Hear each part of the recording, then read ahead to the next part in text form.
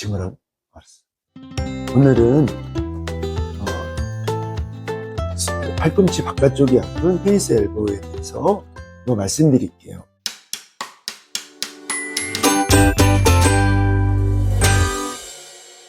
자, 오늘은 일명 테니스 엘보라고 하는 주관절 외측 상과염에 대해서 얘기를 해볼게요. 보통 외측 상과염이 있을 때는 손목을 손등적으로 이렇게 올릴 때 주로 팔꿈치 부위에 통증이 나타나는 것을 말하는데요. 손목을 뒤로 제끼고 손가락을 뒤로 제끼는 근육의 힘줄에 염증이 생기는 거예요. 그런데 손등을 뒤로 제끼는 힘줄에 염증이 아니어도 팔꿈치 부분에 통증이 생겨서 힘줄에 생기는 외측 상과염과 구별하기 어려울 때가 있어요. 일단 외측 상과염이 있는지 아닌지 알아보려면 제일 좋은 간편한 방법이 있어요.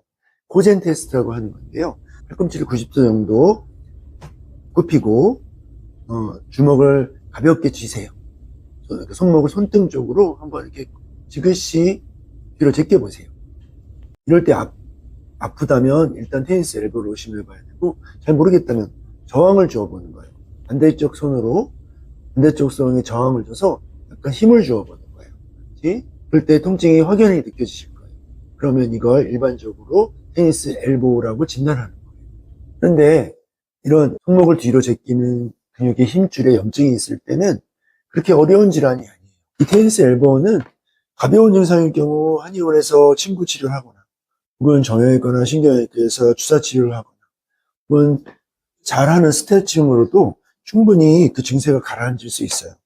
하지만 이런 방법을 여러 번 시도했고 치료했는데도 계속 통증이 지속된다면 다른 부위에 원인이 있다는 것을 생각해 봐야 합니다. 테니스 엘보가 생겨서 몇 달 혹은 몇 년간 이 병원 저 병원 전전하시는 분들이 있어요. 그런 분들은 힘줄의 염증이 아닌 다른 원인을 생각해 보셔야 돼요.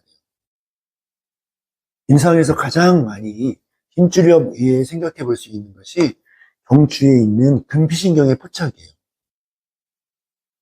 두 번째는 겨드랑이 부위에서 요골신경의 포착이에요. 첫 번째, 경추의 금피신경 포착에 대해서 설명드릴게요. 경추 6번 금피신경. 머리를 숙이면 목 뒤를 만져보세요. 가장 많이 튀어나온 뼈가 경추 7번 뼈예요. 그 바로 위가 경추 6번이 되겠죠? 경추 6번 주위가 좌우 편차가 심하거나 아니면 편차 없이도 그 부위의 통증이 심할 때는 그 아픈 부위를 지그시 1분 정도 마사지 해보세요. 그 이후에 처음에 말한 코젠 테스트를 해보세요. 그러면 통증이 줄어들거나 혹은 뒤로 제끼는 근력의 힘이 늘어나실 거예요. 그러면 팔꿈치 아픈 원인이 목에서부터 기인하겠죠? 그럴 때는 목을 치료해야 되는 거예요. 두 번째, 겨드랑이 쪽에서 포착되는 요골신경 포착. 테니스 엘보와 관련 있는 주요 근육은 대부분 요골신경이 담당해요.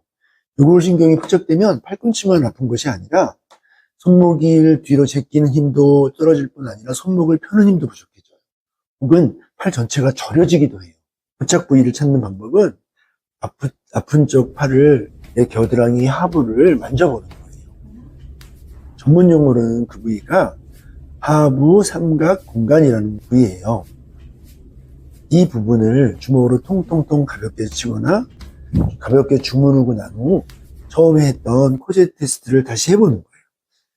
경추 금피신경 마사지처럼 이 부분도 마사지를 한 후에 코젠 테스트가 했을 때 양성 반응이 덜하거나 힘이 들어가는 게 더 좋아진다면 이 부분의 포착을 의심해 봐야 되는 것이에요. 오늘은 팔꿈치가 아픈데 전형적인 주관절 외측 상과염이 아닌 경우에 대해서 여러분께 말씀드렸고요. 더 궁금한 내용이 있으시면 저희한테 블로그나 홈페이지 혹은 전화를 주시면 저희가 친절히 상담해 주십니다. 빠이 다음에 또 봬요. 이 팔꿈치 바깥쪽이 아픈 것을 테니스 엘보라고 하는 거죠. 근데 다시 할게요.